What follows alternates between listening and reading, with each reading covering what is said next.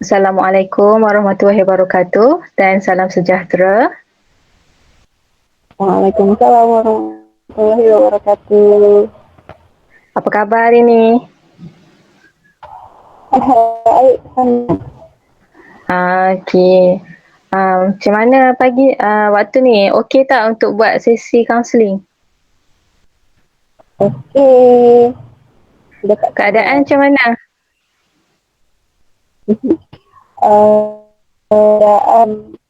So far so good. Okay.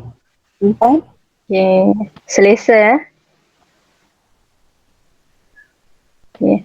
Okey, jadi sebelum kita mulakan sesi kaunseling hari ini, saya perkenalkan diri saya dulu. Nama saya Nur Fazlin binti Muhammad Kushairi, seorang kaunselor pelatih di Universiti Utara Malaysia. Dan saya asal Malaysia, tinggal di Kedah, dah berumur 21 tahun. Jadi boleh awak ceritakan latar belakang awak? Boleh. Jadi nama nama nama saya Rahima dia Syarif. Saya berumur 20 tahun. Okey. Saya kuliah di Universiti Islamic University Aran Banda Aceh di Aceh di Indonesia. Kemudian uh, aku ambil jurusan psikologi in my college. Terus Oh, aku anak kedua dari dua bersaudara. okey. Anak kedua dari dua beradik. Ni Ya, anak anak bongsu atau anak sulung? bungsu. Anak bongsu.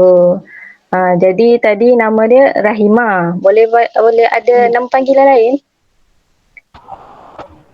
um, Orang-orang selalu call my name Rahim. Rahima. Okey, jadi saya akan panggil kamu Rahima lah sepanjang sesi kaunseling ni.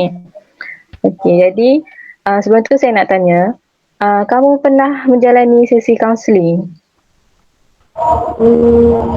Tenang, baru kemarin. Oh, sesi kaunseling individu atau kelompok? Individu. Individu. Okay.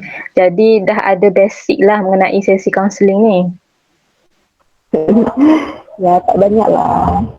Okey, at least ada, at least kita cuba. Okey, jadi sebelum tu saya akan terangkan dululah apa tu kaunseling. Jadi sesi kaunseling ni merupakan proses menolong yang melibatkan interaksi antara kaunselor dan klien. Dari situ dah jelas maksudnya. Udah. Okey. Sebelum tu saya pakai bahasa Melayu. Kalau ada seandainya ada perkataan yang tidak difahami, bolehlah bagi tahu ya. Okey, siap. Okey. Jadi kita teruskan. Untuk sesi kaunseling ni, dia akan dijalankan selama 45 minit sehingga 1 jam dan ia melibatkan sebanyak 5 kali sesi.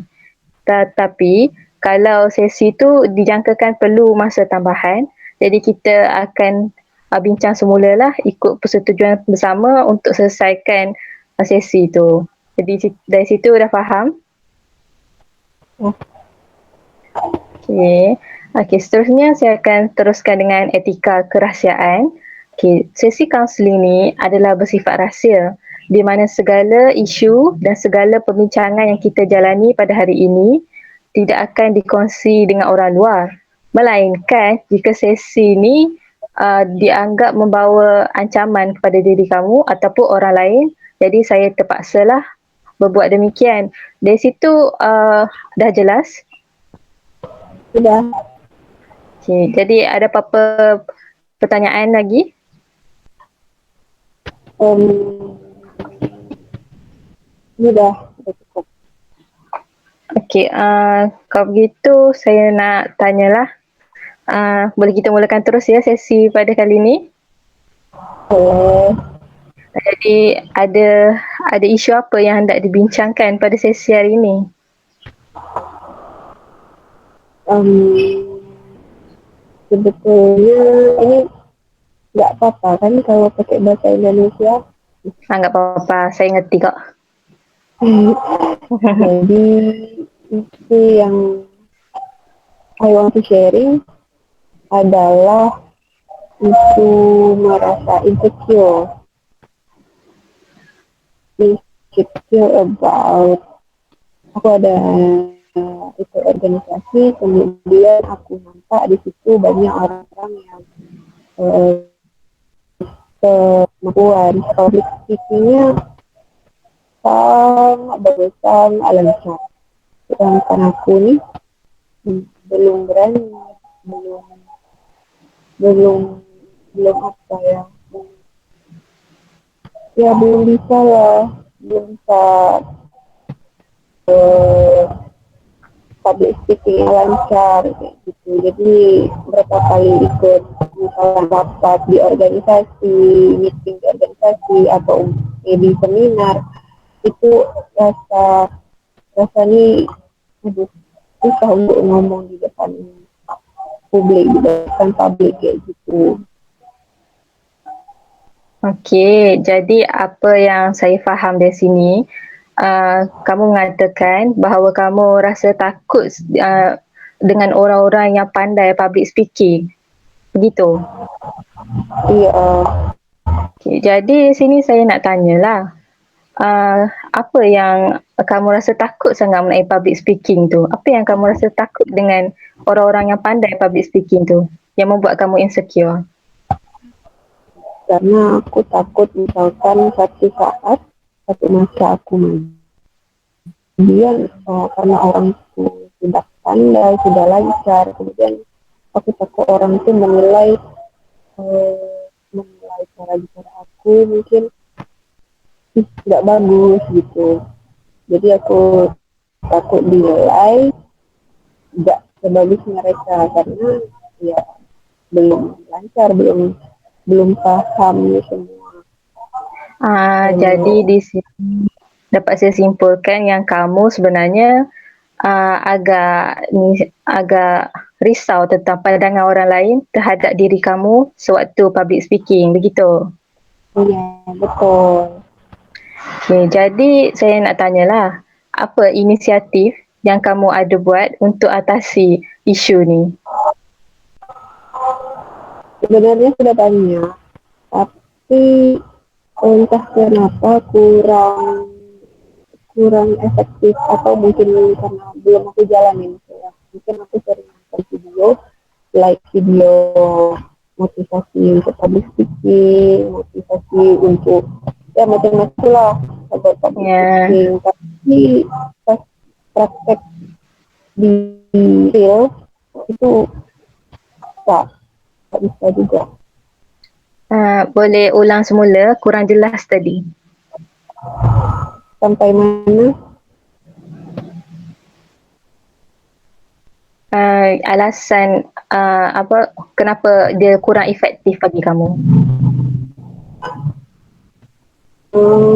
Mungkin karena overthinking, ya kan? Padahal udah lihat like video-video di YouTube, video motivasi, Okay. tapi praktek real tidak sesuai dengan ekspektasi. Dari segi tak efektif tu maksud kamu dah praktiskan lah sebelum ni di hadapan orang lain? Hmm, belum sih, cuman pas mau maju itu rasanya nervous, jadi kayaknya nggak bisa nih, kayak gitu.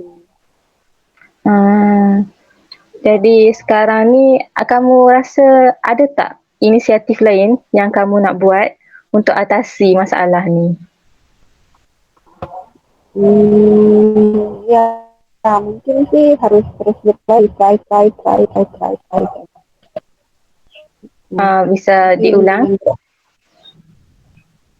eh, langkahnya mungkin harus sering mencoba, harus sering berlatih supaya bisa. Karena mungkin sering tidak dilatih, jadi ya tidak bisa gitu. Ya, jadi inisiatif kamu agar perbanyakkan latihan supaya lebih terbiasa. Hmm. Hmm. Jadi sekarang ni bila kamu dah fikir inisiatif ni, saya nak tanya, kamu rasa boleh tak kalau selepas ni kamu praktiskan dulu, berlatih dulu dengan rakan-rakan dan tanya feedback kawan-kawan.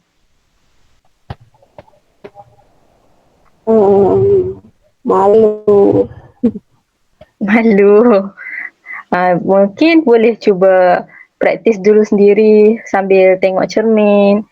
Begitu dia boleh meningkatkan motivasi kamu sebab kamu sendiri yang dapat menilai diri sendiri. Kalau kalau di jarak itu berani. Tapi Ya, kalau itu grogi kan.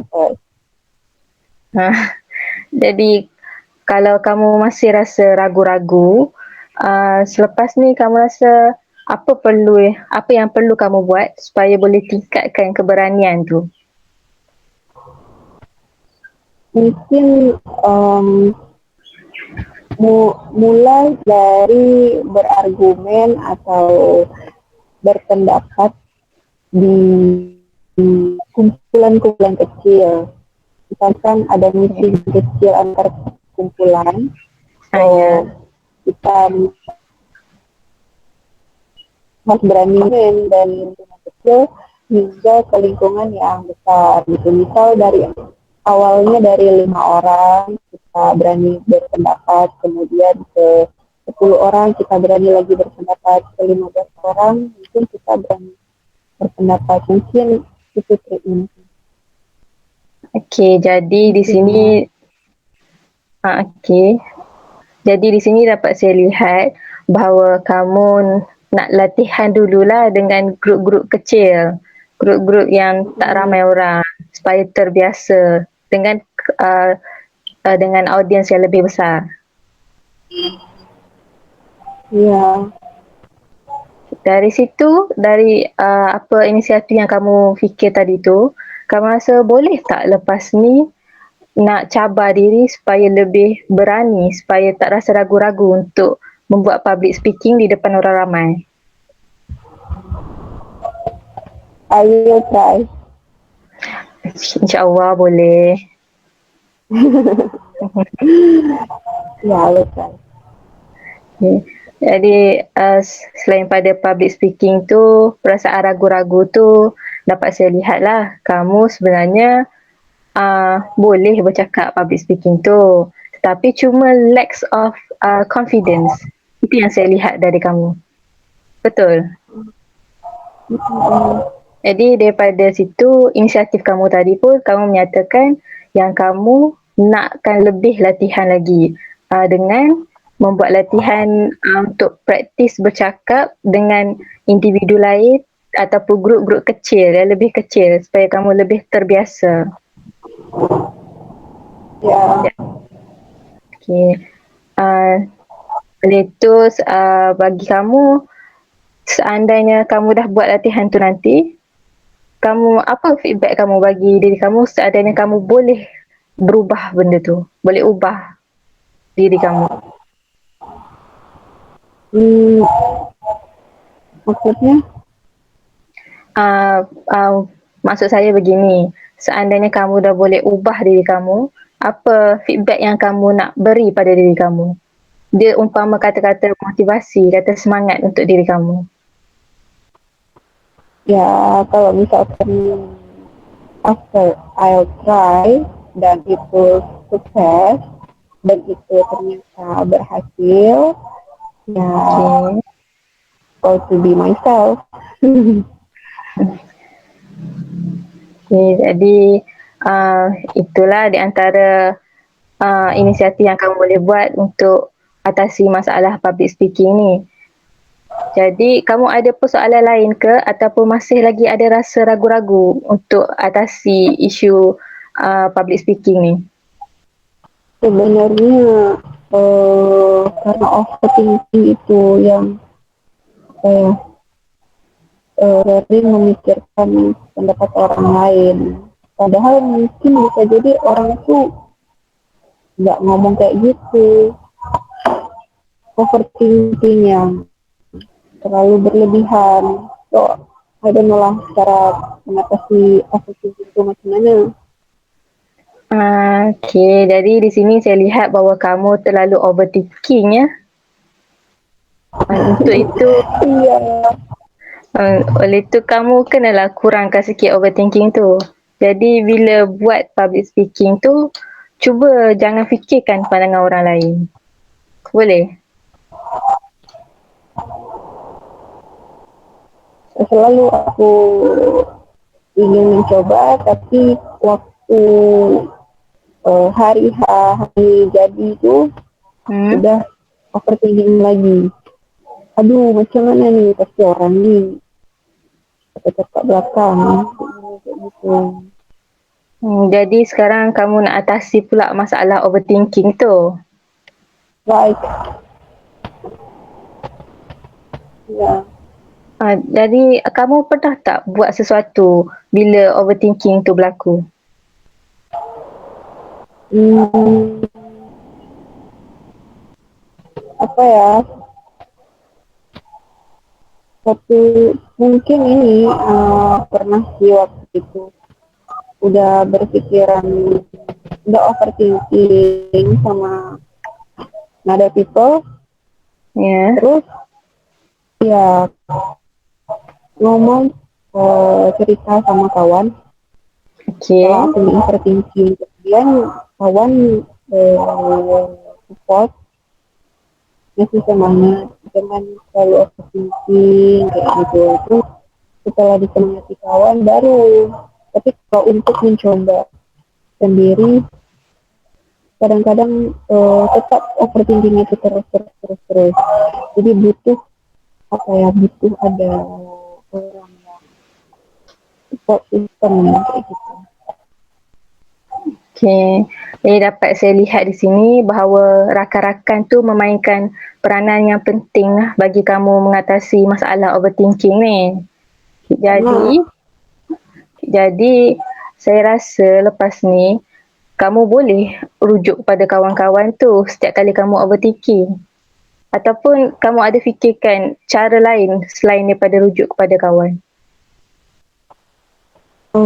ya nonton video motivasi, tapi lebih cenderung berpengaruh ke teman, kerasan, karena itu yang real ya kan. Kalau misalkan kita nonton video gitu, kadang kita udah lupa walaupun kadang ingat sedikit, tapi beda dengan rekan atau teman ketika saat misalkan kita mau Ya. presentation di depan kelas, ayo semangat Ya. semangat semangat, bisa gitu. Aduh nanti orang ini orang-orang ini bilang kalau aku ini bogo, aku ini gemetar. Ya usah, nggak usah dipikir itu gitu. Percaya aja, percaya pasti bisa, pasti lah. Jadi langsung termotivasi, langsung oke, bisa kayak gitu. Tapi kalau misalkan nonton dulu video di YouTube tuh agak kurang efektif sebenarnya. Tapi ya lumayan lah. Okay, jadi kamu rasa untuk berbual dengan rakan-rakan lebih efektif kerana mereka sendiri memahami perasaan tersebut daripada tengok motivasi, betul? Okay, jadi saya boleh rumuskan di sini bahawa kamu punya kerisauan untuk public speaking ni tidak terlalu teruk, cuma lebih kepada overthinking. Tapi kamu pandai mengatasi masalah tersebut. Saya lihat kamu akan rujuk kepada rakan-rakan kamu, tengok motivasi, and bila setiap kali kamu rasa overthinking, kawan-kawan lah jadi motivasi untuk kamu sendiri supaya boleh public speaking tu.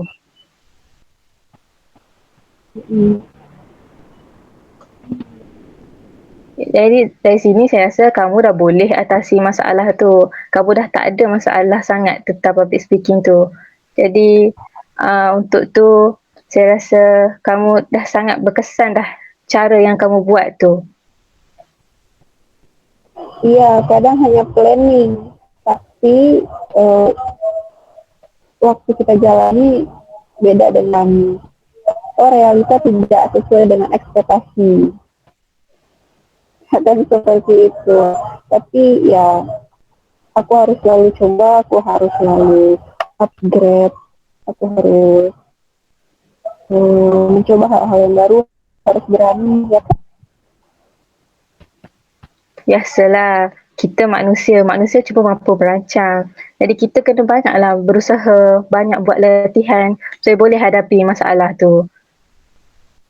Jadi saya harap kamu boleh motivate diri kamu lah selepas dah dapat pencerahan daripada sesi ni. Iya, alhamdulillah. Jadi oleh itu saya rasa sesi ini dah sampai ke penghujungnya. Eloklah kita tamatkan sesi pada hari ini. Saya harap kamu pun dah boleh kawal isu tu. Kamu baik-baik saja, jangan terlalu overthinking. Hadapi dengan tenang dan sentiasa motivate diri. Thank you so much. Dia Okay, rasa tegar. bagus. Okay, kalau macam tu. Okey.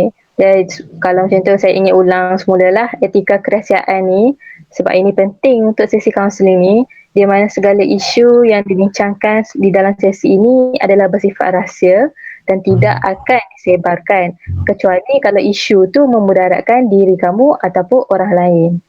Jadi saya harap kamu fahamlah sepanjang sesi ni semua isu ni adalah rahsia. Saya tak akan bocorkan dan ini hanya antara awak dan saya saja. Ya, terima kasih. Macam tu kita boleh berhenti di sinilah. Okay, sampai jumpa. Assalamualaikum. Waalaikumsalam.